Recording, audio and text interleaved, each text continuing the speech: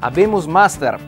Siamo pronti a festeggiare 50 anni di Beatles, 50 anni di Let It Be e anche 11 anni di Rec Club Studios. Sì, perché proprio oggi queste fantastiche quattro mura compiono 11 anni. E come già avvenuto in passato abbiamo deciso di celebrarli assieme agli amici e artisti che ci hanno riempito le nostre giornate di meravigliosa musica. Questo 2020 è un anno molto importante, specialmente per una delle mie più grandi passioni, che sono i Beatles. Difatti cade il 50° della pubblicazione del loro album di chiusura carriera, che è Let It Be. Un album che scopriremo insieme non essere stato l'ultimo a essere inciso, bensì l'ultimo pubblicato dalla band. Un disco registrato praticamente dal vivo e poi in qualche modo un po' stravolto nelle intenzioni durante il mixaggio, avvenuto peraltro un anno dopo. Ho pensato a questo progetto nel mezzo della scorsa estate e ho iniziato a fare un po' di telefonate. Dopo un paio di giorni avevo già coinvolto più di 70 artisti delle nostre scuderie, provenienti un po' da tutto il centro e nord Italia. Ed è nata così la Sgt. Pepper Lonely Rec Clubs Band, che al suo interno vanta musicisti senior, per così dire, che hanno letteralmente fatto la storia della musica e del nostro paese, e molti fior di professionisti e anche alcune superstar che portano alto il nome della musica made in Italy nel mondo. Ma soprattutto fra loro una gran maggioranza di giovani e molto giovani, ciascuno proveniente da progetti musicali che ci hanno stupito e resi orgogliosi di fare questo mestiere.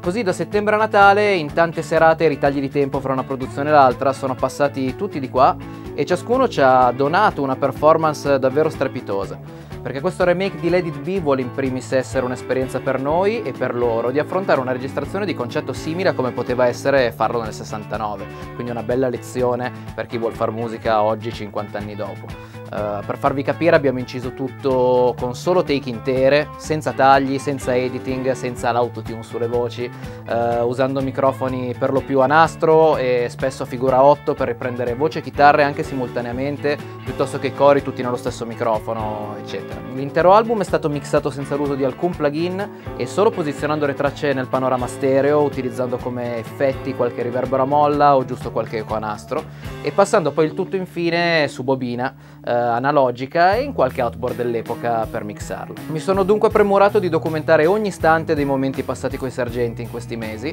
e dalla prossima settimana per ben 13 settimane vi presenteremo Rec It Be, che è un film documentario cui, oltre a vedere i 73 artisti all'opera, scoprirete, ascoltando man mano tutti i brani riproposti, tutta la storia dei Beatles che proprio loro vi racconteranno e di quell'incredibile gennaio londinese del 1969, dal progetto Get Back fino ad arrivare al concerto sul tetto e poi all'epilogo della band nel maggio 1970 con la pubblicazione appunto di Let It Be. Da oggi Rec It Be è preordinabile su Apple Music, le copie fisiche invece saranno disponibili nella consueta limited edition il 9 maggio presso il Legend Club di Milano, dove assieme ai 73 sergenti e ad un'ulteriore serie di ospiti che porteranno la quota degli artisti addirittura attorno al centinaio, ci esibiremo in un concerto che ripercorrerà tutto l'album Let It Be, ma non solo. I biglietti sono già oggi disponibili sul circuito online e alle ricevitorie Ticket One. Come d'abitudine tutto il progetto è stato interamente finanziato da Rec Club Studios e ogni singolo centesimo ricavato dai biglietti, dal concerto, piuttosto che dalla musica fisica o digitale o ancora dal merchandising, sarà interamente devoluto all'associazione che ormai da anni sostengo, che è Oscar Angels Italia.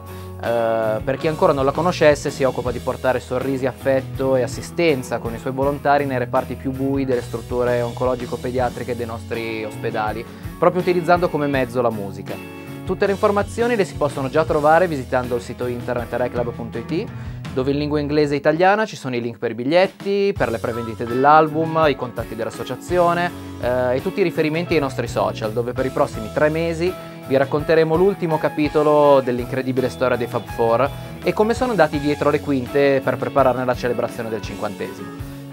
Non mi resta che augurarvi buona visione, raccomandarvi di prenotare il disco e soprattutto prendere per tempo i biglietti per il grande evento del 9 maggio a Milano, dove celebreremo dunque i 50 anni di Let It Be e del coronamento di carriera della più grande band della storia.